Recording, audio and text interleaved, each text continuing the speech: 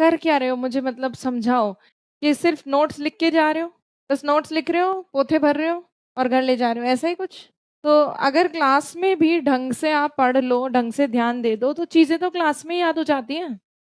घर जाके तो आपको बस रफ़ली थोड़ा-सा और रिविज़न करना होता है।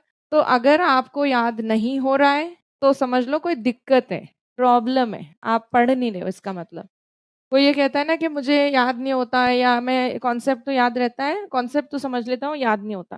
क्यों याद नहीं होता? Human brain is so bright, आप कितनी सारी चीज़ें याद कर सकते हो। आप सही यूज़ ही नहीं कर रहे अपने दिमाग का और अपने स्किल्स का, आप याद कर सकते हो, करो तो सही। और अगर ये गलतफ़हमी है आपको कि सिर्फ़ स्प्रिंग बोर्ड में एडमिशन लेने से आप आरएस बन जाओगे, ऐसा नहीं है। स्प्रिंग बोर्ड में एडमिशन लेना पहली सीढ़ी है, बट ये अंतिम सीढ़ी नहीं है।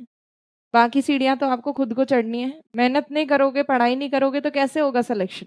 और आप सोच रहे हो कि अगर के अभी तो एग्ज़ाम भी नहीं आया है, अभी तो हमने फॉर्म भी नहीं भरा है, बाद में देखेंगे, वो बाद कभी नहीं आएगा। जैसे-जैसे आपका बैच आगे बढ़ता जाएगा, वैसे-वैसे सब्जेक्ट्स तो होते जाएँगे, ज्योग्राफी का एक रजिस्टर भरा हुआ पड़ा रहेगा, एक हिस्ट्री का पड़ा रहेगा, उनको फिर आप देखोगे नहीं, धूल में मिट्टी में भरते रहेंगे वो।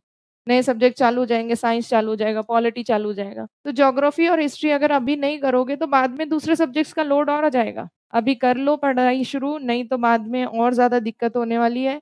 और जो इतना आप लोगों ने मतलब आपके पेरेंट्स ने आप पे भरोसा करके आपको भेजा है, कहीं उनका विश्वास टूट ना जाए। आप लोग नहीं पढ़ोगे, सिलेक्ट नहीं हुए, दिक्कत है। और मौज-मस्ती तो पूरी ज़िंदगी पड़ी है, कर लेना। अभी 2-4 साल मेहनत कर लो।